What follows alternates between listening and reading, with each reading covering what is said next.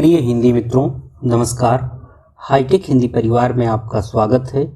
एक नए महत्वपूर्ण और ज़रूरी वीडियो के साथ आज हम पुनः उपस्थित हैं। रिवीजन सीरीज डेली का वीडियो चल रहा है और इसके अंतर्गत आज हम आपके समक्ष 30वां वीडियो लेकर के उपस्थित हैं। अब तक 29 वीडियो आ चुके हैं इस श्रृंखला के अंतर्गत। इसमें हम उन अति महत्वपूर्ण प्रश्नों को शामिल करते हैं जो परीक्षा के लिए अति आवश्यक हैं, जिनके परीक्षा में आने की सर्वाधिक संभावना है या जो परीक्षा में आ चुके हैं। हम ऐसे प्रश्नों को शामिल करते हैं जो प्रश्न अक्सर आप छोड़ देते हैं या अक्सर आपसे गलत हो जाते हैं। ऐसे सभी प्रश्नों को शामिल करने का हमारा प्रयास होता है ताकि हाईटेक हिंदी के वीडियो देखने के बाद आप परीक्षा में 100% और बेहतर कर सकें। तो रिवीजन सीरीज का डेली का यह 30वां वीडियो और भारतेंदु युग पर इससे पहले एक वीडियो आ चुका है। आज यह दूसरा वीडियो है।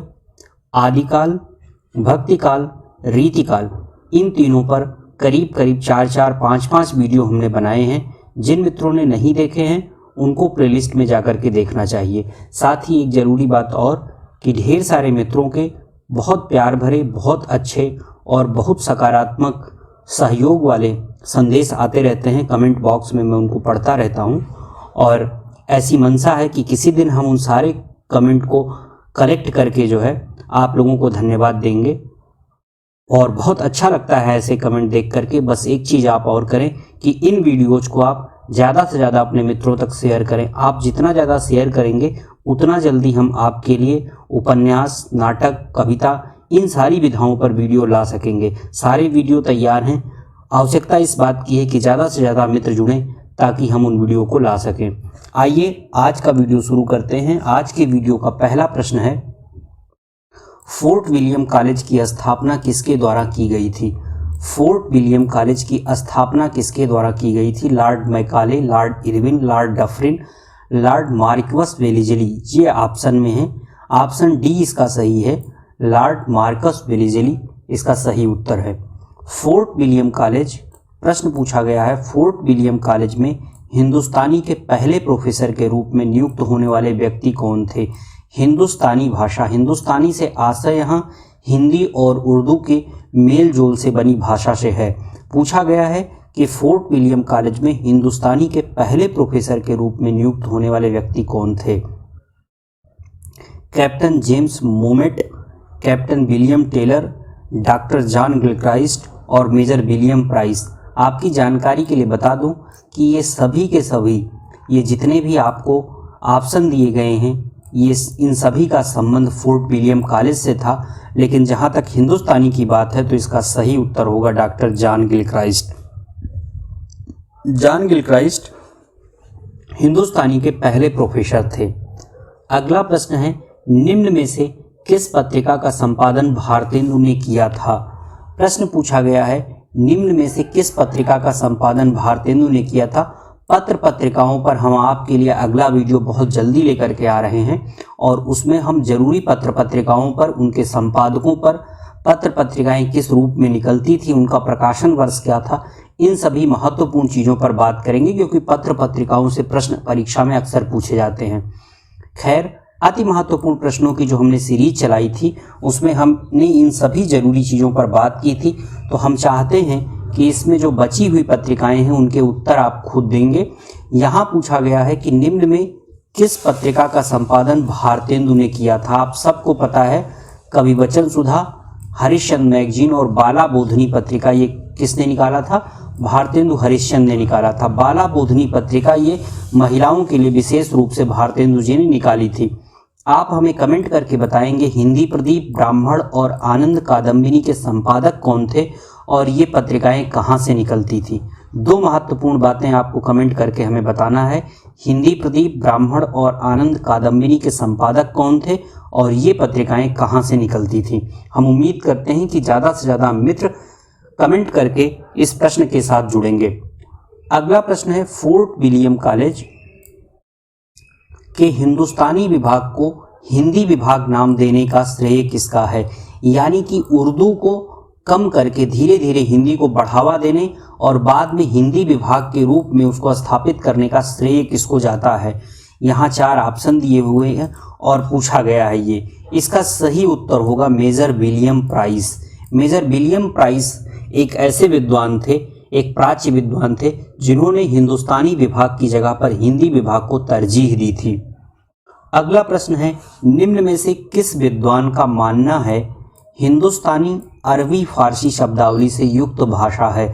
इसका सही उत्तर होगा doctor John Gilchrist. John Gilchrist ने माना था कि हिंदुस्तानी से आशय अरबी फारसी शब्दावली से युक्त भाषा से है। अगला प्रश्न है, हिंदी साहित्य में गद्य चतुष्टय में सम्मिलित नहीं है। गद्य चतुष्टय में एक नाम सम्मिलित नहीं है।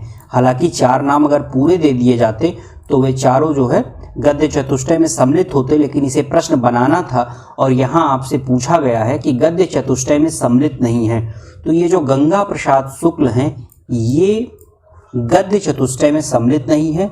लल्लू लाल जी, सदल मिश्र, मुंशी इंसाअल्लाह खां और मुंशी सदा सुख राय ये गद्य चतुष्टय में सम्मिलित होने वाले विद्वान हैं। गद्य चतुष्टय का संबंध किससे था? फोर्ट विलियम कॉलेज से था। फोर्ट विलियम कॉलेज में जो भाखा मुंशी का काम करते थे, जिन्होंने हिंदी गद्य की शुरुआत की थी, हिंदी में गद्य लेखन की परंपरा की शुरुआत की थी, उनको गद्य चतुष्टय के नाम से जाना जाता है, क्योंकि इससे पहले रीतिकाल तक हिंदी काव्य का मुख्य विषय होती थी। ब्रजभाषा या अवधी भोजपुरी जिसमें भी काव्य लेखन किया जाता था, वहाँ गद्य बहुत कमतर था। धीरे धीरे हिंदी में गद्य को प्रविष्ट करने का काम जो किया इन 4 लोगों ने किया था। प्रारंभिक गद्य लेखकों में इन्हें गिना जाता है। अगला प्रश्न है, वे एक भगवत भक्त आदमी थे। अपने समय में उन्होंने हिंदुओं की बोलचाल की जो शिष्ट भाषा चारों ओर पूर्वी प्रांतों में भी प्रचलित पाई, उसी में रचना की। शुक्ल जी का, ये पहले तो आप ये जान लीजिए, एक प्रश्न तो आपको यहाँ से मिला कि ये कथन किसका है? शुक्ल जी का है। अब पूछा गया है कि शुक्ल जी ने यह कथन किसके संबंध में कहा है? तो शुक्ल जी ने यह कथन किसके संबंध में कहा है? इसका सही उत्तर होगा मुंशी सदा सुख राय। मुंशी सदा सुख राय के बारे में ये कथन कहा गया है कि वे भगवत भक्त आदमी थे और उन्होंने हिंदुओं की जो बोलचाल की शिष्ट भाषा थी, पूर्वी प्रांतों में प्रचलित थी, उसी में उन्होंने रचना की थी। अगला प्रश्न, उदयभान चरित या रानी के केतकी की कहानी। यहाँ ये जानना आपके लिए बहुत जरूरी है, चकित नहीं होना है आपको। इसमें आपको किसी प्रकार का विभ्रम नहीं होना चाहिए कि रानी केतकी की कहानी जो किताब है, जो पुस्तक है, उसका एक नाम क्या है? उदयभान चरित भी है। अब पूछा गया है उदयभान चरित या रानी केतकी की कहानी किसकी रचना है? इसका सही उत्तर होगा मुंशी इंसाअल्लाह खां। मुंशी इंसाअल्लाह खां की रचना है उदयभान चरित या रानी केतकी की कहानी। परीक्षा में दोनों में से कोई भी नाम आए तो उसका सही उत्तर क्या होगा? मुंशी इंसाअल्लाह खां। आप बिल्कुल क्लियर कट रहे हैं इस बात को लेकर के कि उदयभान चरित और रानी केतकी की कहानी एक ही है। अगला प्रश्न है, लाल चंद्रिका के नाम से प्रश्न पूछा गया है, लाल चंद्रिका के नाम से बिहारी सतसई की टीका किसने लिखी है? किस विद्वान ने लिखी है? अब देखिए यहाँ प्रश्न आपसे ये भी पूछा जा सकता है कि लाल चंद्रिका किसकी टीका है। अब मान लीजिए आपको ऑप्शन में बिहारी सतसई, रामचरितमानस, पद्मावत और पृथ्वीराज रासो दे दिया जाए और पूछा जाए कि लाल चंद्रिका किसकी टीका है, तो आपको पता होना चाहिए कि ये बिहारी सतसई की टीका है। अब पूछा गया है कि लाल चंद्रिका नाम से बिहारी सतसई की जो टीका है उसको किस विद्वान ने तैयार किया था? इसका सही उत्तर होगा लल्लू लाल जी। ऑप्शन बी सही है। लल्लू लाल जी ने लाल चंद्रिका नाम की पुस्तक लिखी थी जो बिहारी सतसई की टीका थी। अगला प्रश्न है, संस्कृत प्रेस की स्थापना किसने की थी? संस्कृत प्रेस की स्थापना किसने की थी? परीक्षा में ये प्रश्न पूछा भी जाता है और इसका सही उत्तर होगा लल्लू लाल जी। ये प्रेस पहले कलकत्ता में था और बाद में लल्लू लाल जी का आगमन आगरा हुआ, तो ये प्रेस जो है वो आगरा स्थापित कर दिया गया। संस्कृत प्रेस परीक्षा में पूछा जाता है, संस्कृत प्रेस से संबद्ध विद्वान का नाम क्या है? तो इसका सही उत्तर होगा लल्लू लाल जी। अगला प्रश्न है, नासिकेतोपाख्यान या चंद्रावली। अब देखिए यहाँ भी दोहरा नामकरण किया गया है। चंद्रावली ही क्या है? चंद्रावली का दूसरा नाम नासिकेतोपाख्यान है। जैसे उदयभान चरित अभी हमने आपको बताया था रानी केतकी की कहानी का नाम था। वैसे ही नासिकेतोपाख्यान का दूसरा नाम चंद्रावली है। पूछा गया है किसकी रचना है, तो इसका सही उत्तर क्या होगा? इसका सही उत्तर क्या होगा? नासिकेतोपाख्यान या चंद्रावली किसकी रचना है? ये राजा लक्ष्मण सिंह की रचना है। अगला प्रश्न है, शैलीगत महत्ता की दृष्टि से गद्यकारों का क्रम मान्य है। ये कई विद्वानों ने, ये जो 4 चतुष्टय के गद्य लेखक थे उनके नामकरण किए थे। तो इसमें पूछा गया है कि ये जो क्रम है इनकी महत्ता की दृष्टि से, वह कौन सा क्रम सही होगा? आचार्य शुक्ल ने जो क्रम दिया है अधिकतम विद्वानों ने उसी को माना है और ऑप्शन ए जो है इस रूप में सही है। ऑप्शन ए सही है। मुंशी सदासुख राय, सदल मिश्र, इंसा अल्लाह खां और लल्लू लाल जी इसका सही उत्तर होगा। बाकी के जो ऑप्शन हैं वे गलत हैं। इस प्रकार के प्रश्न परीक्षा में पूछे जाते हैं, इस प्रकार के प्रश्न परीक्षा में अक्सर पूछ लिए जाते हैं। अगला प्रश्न है, सदा सुखलाल और लल्लू लाल जी की गद्य शैली का किसने बाइबिल में अनुवाद किया है? ये प्रश्न पूछा गया है। सदा सुखलाल और लल्लू लाल जी की गद्य शैली का किसने बाइबिल में अनुवाद किया था? इसका सही उत्तर होगा विलियम कैरे। आप देखेंगे कि जो ये प्रश्न दिया हुआ है इसमें सभी नाम जो दिए हैं, विलियम प्राइस, फ्रेडरिक पिनकार्ट, विलियम कैरे और जॉन गिलक्राइस्ट, ये सभी विद्वान जो है हिंदी साहित्य से जुड़े हुए थे। लेकिन इसका सही उत्तर क्या होगा? सदा सुखलाल और लल्लू लाल जी की गद्य शैली पर किसने बाइबिल का अनुवाद किया था? तो इसका सही उत्तर होगा विलियम कैरे। अभी एक प्रश्न ये था कि नासिकेतोपाख्यान या चंद्रावली किसकी रचना है? इसका सही उत्तर होगा पंडित सदल मिश्र। ये किसकी रचना है? राजा लक्ष्मण सिंह की रचना नहीं, ये सदल मिश्र की रचना है। किसकी रचना है? सदल मिश्र की रचना है। तो सदा सुखलाल और लल्लू लाल जी की गद्य शैली पर किसने बाइबिल का अनुवाद किया था? इसका सही उत्तर होगा विलियम कैरे। अगला प्रश्न है, खड़ी बोली की अखंड परंपरा को समृद्ध करने में निम्न में किसका योगदान नहीं है? ऐसे विद्वान का नाम बताना है जो खड़ी बोली से संबद्ध नहीं था। तो ये जो जगन्नाथ दास रत्नाकर हैं इनका संबंध ब्रज भाषा से था। ये ब्रज भाषा के समर्थक थे, खड़ी बोली के समर्थक नहीं थे। जबकि फ्रेडरिक पिनकार्ट जो थे ये पाश्चात्य विद्वान होने के साथ साथ हिंदी मित्र थे और इन्होंने हिंदी के लेखन, हिंदी के प्रचार और प्रसार तथा खड़ी बोली को स्थापित करने में विशेष योगदान दिया था। राजा लक्ष्मण सिंह और नवीन चंद्र राय भी खड़ी बोली के समर्थक थे। तो इसका सही उत्तर होगा जगन्नाथ दास रत्नाकर। अगला प्रश्न है, हिंदुस्तानी ग्रामर पूछा गया। हिंदुस्तानी ग्रामर किसकी रचना है? हिंदुस्तानी ग्रामर नाम की पुस्तक किसकी रचना है? तो इसका सही उत्तर होगा जॉन जोशुआ केटलर। ये किसकी रचना है? जॉन जोशुआ केटलर की रचना है। अगला प्रश्न है, उर्दू के वर्चस्व पर यह विक्षोभ किस विद्वान का है? मतलब उर्दू का वर्चस्व होने पर कौन सा ऐसा विद्वान है जो गुस्से में जिसने ये कथन कहा था? क्या कथन है? कि जो लोग नागरी अक्षर सीखते थे फारसी अक्षर सीखने को विवश हुए और हिंदी भाषा हिंदी ना रहकर उर्दू बन गई। हिंदी उस भाषा का नाम रहा जो टूटी फूटी चाल पर देवनागरी अक्षरों में लिखी जाती थी। विक्षोभ किसने व्यक्त किया था ये पूछा गया है और ऑप्शन में दिया हुआ है बालकृष्ण भट्ट, बालमुकुंद गुप्त, आचार्य रामचंद्र शुक्ल और आचार्य रामचंद्र तिवारी।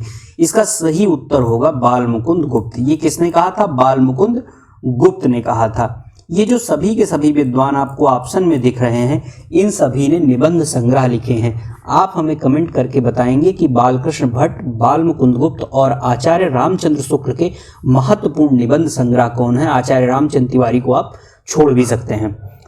अगला प्रश्न है, खड़ी बोली का पद्य किसकी रचना है? खड़ी बोली का पद्य, ये खड़ी बोली के बहुत बड़े समर्थकों में इनका नाम आता है और प्रश्न पूछा गया है कि खड़ी बोली का पद्य किसकी रचना है? इसका सही उत्तर होगा अयोध्या प्रसाद खत्री। ये रचना अयोध्या प्रसाद खत्री की है जिन्होंने खड़ी बोली नाम से आंदोलन भी चलाया था। यद्यपि मैं खुद उर्दू का बड़ा भारी पक्षपाती हूँ लेकिन मेरे विचार में हिंदी को विभाषा या बोली कहना उचित नहीं है। किसका कथन है? यद्यपि मैं खुद उर्दू का बड़ा भारी पक्षपाती हूँ, लेकिन मेरे विचार से हिंदी को विभाषा या बोली कहना उचित नहीं है।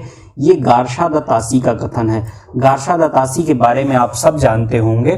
गारशाद तासी ने हिंदी साहित्य इतिहास लेखन की पहली पुस्तक लिखी थी। उस पुस्तक का नाम क्या था और उसका प्रकाशन वर्ष क्या था, ये आप हमें कमेंट करके बताएंगे। जिन मित्रों को नहीं पता है उन्हें हाईटेक हिंदी का वह वीडियो जिसमें साहित्य इतिहास लेखन की परंपरा पर बात की गई है, प्लेलिस्ट में से ढूंढ करके उस वीडियो को देखना चाहिए। अगला प्रश्न है, हमारे मत में हिंदी और उर्दू दो बोली न्यारी न्यारी हैं। हिंदी इस देश के हिंदू बोलते हैं और उर्दू यहाँ के मुसलमानों और फारसी पढ़े हुए हिंदुओं की बोलचाल है। किसका कथन है? इसका सही उत्तर होगा राजा लक्ष्मण सिंह। यह राजा लक्ष्मण सिंह का कथन है कि हमारे मत में, परीक्षा में ये पूछा भी गया है, एनटीए नेट जेआरएफ में पूछा गया है कि हमारे मत में हिंदी और उर्दू दो बोली न्यारी न्यारी हैं। हिंदी इस देश के हिंदू बोलते हैं और उर्दू यहाँ के मुसलमानों और फारसी पढ़े हुए हिंदुओं की बोलचाल है। ये किसका कथन है? ये राजा लक्ष्मण सिंह का कथन है। अगला प्रश्न है अंजुमन लाहौर। अंतिम प्रश्न है आज का। अंजुमन लाहौर नामक संस्था किसने स्थापित की थी? इसका सही उत्तर होगा नवीन चंद्र राय। किसने स्थापित की थी अंजुमन लाहौर? नवीन चंद्र राय ने स्थापित की थी। पिछले वीडियो में हमने आपसे प्रश्न पूछा था, उर्दू में रसा उपनाम से कविता करने वाले कवि कौन थे? लगभग मित्रों ने इसका सही उत्तर दिया है भारतेंदु हरिश्चंद्र। उन सभी मित्रों का बहुत बहुत धन्यवाद। आज की वीडियो का प्रश्न है, भाग्यवती किसका उपन्यास है? ऑप्शन दिया हुआ है श्रद्धा राम फुल्लौरी, देवकी नंदन खत्री, लल्लू लाल जी और भारतेंदु हरिश्चंद्र। हम उम्मीद करते हैं कि ज़्यादा से ज़्यादा मित्र कमेंट करके उत्तर देंगे। अभी भी कई सारे मित्र ऐसे हैं जिनको लगता है कि ये प्रश्न बहुत सरल है और इसका उत्तर नहीं देना है। यकीन मानिए, सरल प्रश्न ही परीक्षा में आपके गलत होते हैं। ऐसे में संकोच बिल्कुल ना करें। प्रश्न सरल है, कठिन है, इसका निर्णय परीक्षा करेगी। आपको इसको कमेंट करके अपने प्रयास को जारी रखना चाहिए। हम उम्मीद करते हैं कि ज़्यादा से ज़्यादा मित्र कमेंट करके इसका उत्तर देंगे। भाग्यवती किसका उपन्यास है? तो इस प्रकार ये रहा आज का वीडियो। हिंदी विषय से संबंधित किसी भी प्रकार की समस्या, कोई प्रश्न, कोई सुझाव या सहयोग हो तो आप हमें लिख सकते हैं, कमेंट कर सकते हैं। हम उनका समुचित उत्तर देने का प्रयास करेंगे। तब तक के लिए धन्यवाद।